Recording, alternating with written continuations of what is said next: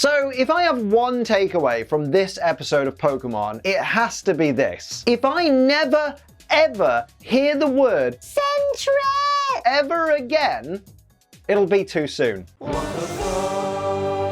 We start today's episode with a simple question. How irresponsible are Ash and friends? They are literally sleeping out in the open under a tree in a random field, and Togepi's just free roaming. Couldn't they at least fold out a little playpen for it or something? We've been told and shown so many times that Togepi is effectively just a little baby. So how can they be so comfortable leaving it unsupervised like this? The little knobhead could wander off and get killed or something. Now, I was gonna say take a shot every time you hear the word Sentret in this episode, but if you did that, you'd end up like this. Now I know a lot of Pokemon communicate by saying their species name over and over, but for some reason Sentret seem to do it noticeably more than any other Pokemon. Like in this scene alone, Sentret is said about 18 times, and the scene's only 18 seconds long. Honestly, go back and watch it for yourself. It'll drive you joffing bonkers. We then see Team Rocket driving around in their newest creation, which is an Arbok-shaped tank. Yo! Why's it got titties though? Direct quote from James after Meowth suggests calling it the Arbotank. I like that. It sounds so military. I mean, he says he likes it, but his face says otherwise. Seriously, he looks like he's just trod on a piece of Lego. Either that or he's passing a kidney stone. Oh look, leftovers. Is this technically the first time a held item is shown in the anime? Answers on a postcard. This Sentret shakes and bops Togepi a couple of times and then watches on as Togepi, still asleep mind you, goes rolling down the hill. Mate, what an arsehole this Sentret is. And on top of that, this absolutely proves my point about Ash and friends needing to take better care of Togepi. I'm surprised stuff like this doesn't happen more often. So Sentret and Togepi roll down the hill together and end up falling into the hatch at the top of the Arbotank. But just think about that for a moment. These two Pokemon didn't know that the Arbotank was there. After all, how would they? So that means they were rolling towards the edge of this easily 50-foot cliff expecting nothing to break their fall. Apparently, Togepi and Sentret have a death wish. Pass it on. As Sentret and Togepi are playing on the control panel of the Arbotank, Sentret points to the lever that drives the Arbotank for Togepi to jump on. Wait, how does Sentret know how to drive this thing? A minute ago, it didn't even know the Arbotank existed, but now it's suddenly clued up on how it works? Maybe this Sentret is smarter than it looks. Now, if you're smarter than you look, hit the like button, share this video on social media to help it in the algorithm, and leave a lovely comment down below. And if you can't think of a lovely comment, leave something generic like Sentret, Sentret, Sentret, Sentret, Sentret, Sentret, Sentret, Sentret, Sentret.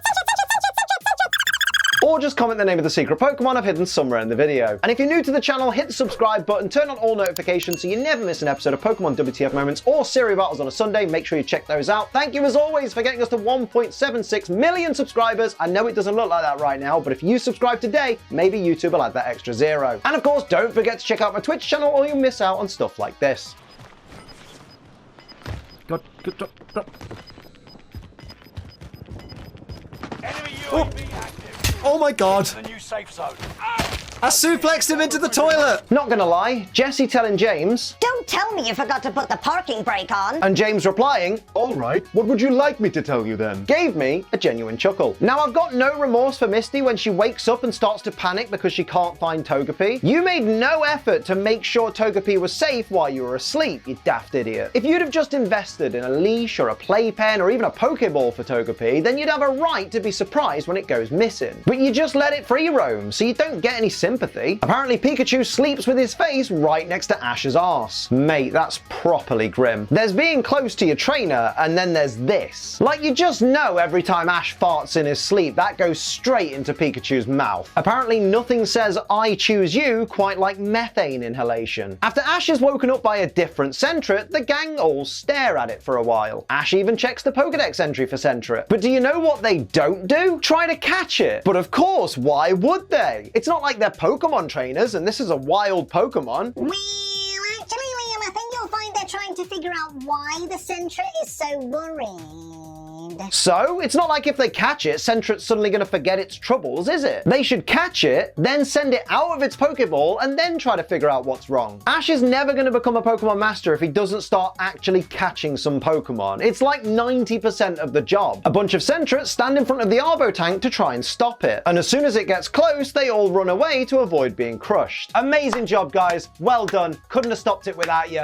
Oh, what's that? You didn't stop it? What a complete waste of time. Once again, a member of Team Rocket, this time James, has spent the trio's entire savings on their latest gadget. Man, Team Rocket really need to start acting more like a team. This very much isn't the first time one of their members has made such an extravagant purchase like this without consulting the others first. How hard is it when you're always together to be like, oi, reckon I should buy this? When Meowth talks about how he switched from gourmet food to a cheap alternative to help save money, we see this. Hang on though, this is the Pokémon world. Cats don't exist here. So why are we making food for creatures that don't even exist? I find it so weird that Meowth owns a money box designed to look like a slightly smaller than life-size Meowth. Like, imagine a human owning a money box that was designed to look like just a slightly smaller naked version of themselves. It'd just be creepy, wouldn't it? As Jesse and James are running after the Arbotank, they soon find themselves running alongside Ash and friends. And once they all realize, they all stop running to stand and yell at each other, even though the Arbotank is still moving.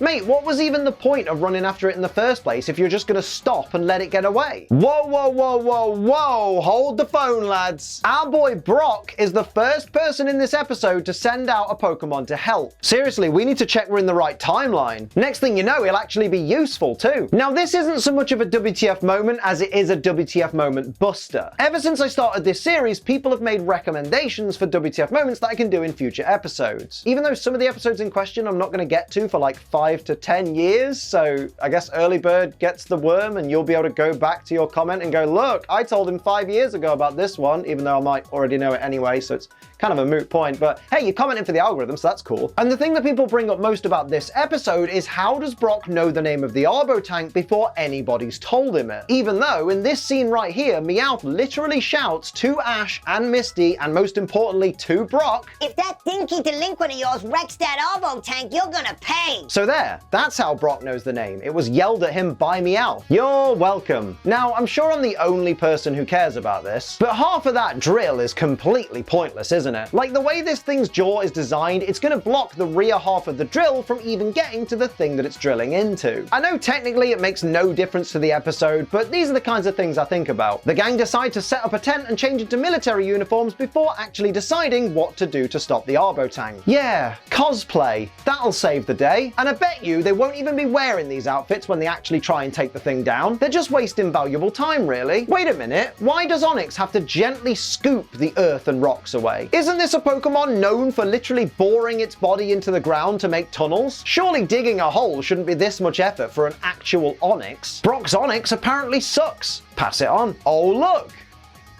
It's my boy! I got nothing bad to say about this episode now. Absolutely rocks. Well done, Pokemon. Well done. Direct quote from Misty. Come on, Staryu, pump faster. Phrasing. After the Arbotank falls into the pit trap that Ash and friends have set up, somehow Sentret being tangled up in a bunch of wires causes the Arbotank to right itself and fire a missile to clear itself a new path. I mean, I'm not sure that's how electricity works. But I'll tell you how Code Ace works. You can use it to save 10% on G Fuel. That's right, for those who don't know, G Fuel is an energy formula with barely any calories, zero sugar, and a whole heap of wonderful flavors, including the lovely Tetris Blast that I'm drinking today. Tetris Blast tastes like that rainbow candy. You all know the one. I'm not going to say the brand name, but it tastes like you take all the flavors of them, put them all in your mouth at once. That's exactly the flavor of Tetris Blast. It's so bloody good.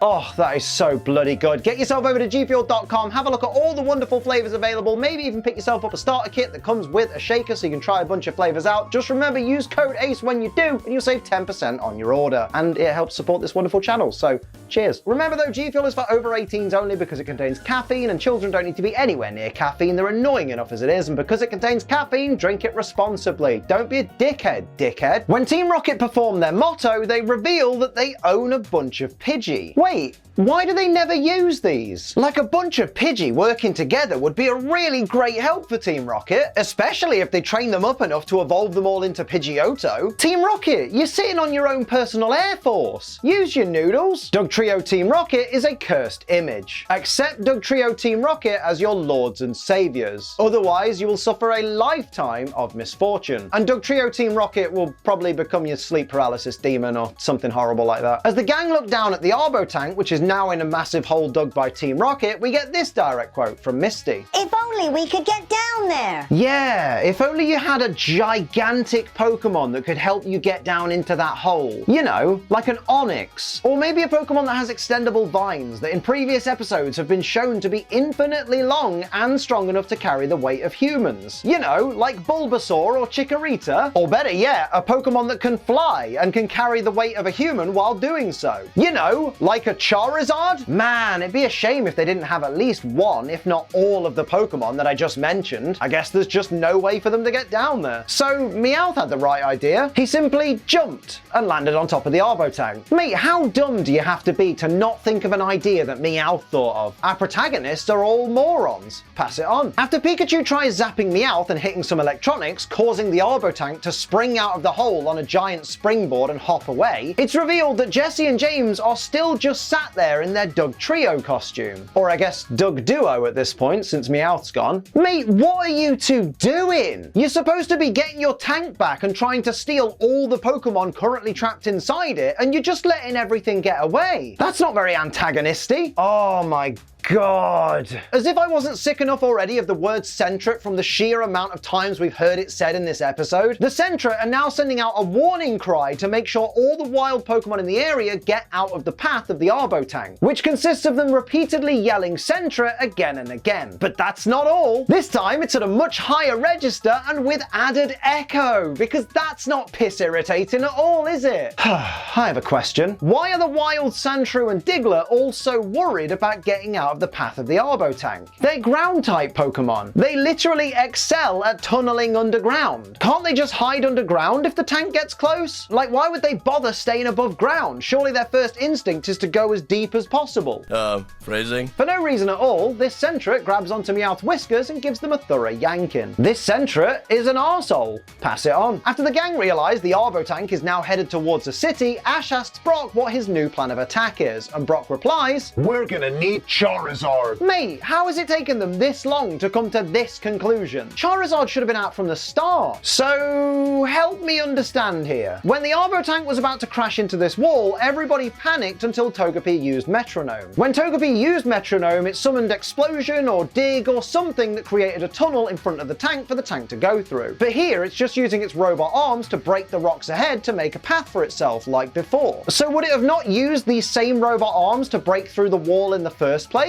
So the whole panic and metronome stuff was completely pointless, right? For some reason, the Arbotank comes equipped with a Pidgey Cuckoo. But it's not a clock. So what's the point of this? Is it like an intimidation thing? If so, who's going to be intimidated by a Pidgey? So Meowth tried one lever, which broke in an attempt to stop the Arbotank. And seemingly, that lever wasn't the brake, since it seems to have activated these pincers, the Pidgey Cuckoo, and some flares. Now, I was going to question why this one lever activates all those specific gadgets, but I actually have a better question. Why doesn't Meowth just try another lever? Better yet, he was driving this thing earlier. Why doesn't he know which lever is the brake? Charizard struggles to hold back the Arbotank, so Pikachu tries using Thunderbolt to destroy some of the electronics. And I'm trying to avoid asking once again why this tactic, like so many others in this episode, wasn't tried from the start. But even when Pikachu does use this, it makes no effect on the Arbotank's speed, so what's even the point at this point? Misty tells Togepi it's not driving again until it's 18. Mate, I hate to be that guy, but do you really think Togepi will live that long? How long do Pokemon even live for? And do their lifespans get longer or shorter the further they evolve? I tell you what, let me know in the comments, how long do you think the natural lifespan of a Togepi is, and do you think it gets longer or shorter if it manages to evolve all the way up to Togekiss? And Officer Jenny, who saw the Arbotank blast its way out of the tunnel, turns up and says she's been looking all over for Ash and friends. Mate, why didn't you just look where the explosion happened? Like, why wasn't this the first place you looked? Some police officer you are. I think it's quite fitting that the last word before the narrator's outro kicks in is Sentret, because I was just beginning to think that hearing it over 150 times in a single episode wasn't quite enough. And now that this episode is over, let's hope I never hear it again. So those are my WTF moments of Pokemon Season 3, Episode 17. Thanks a lot. Let me know your favorites and any that I missed down in the comments below. Don't forget to like, share, and subscribe. Head to twitch.tv/AceTrainLiam for all of my live streams. I'd love to hang out and chat with you. And of course, use code ACE for money off G Fuel. But until next time,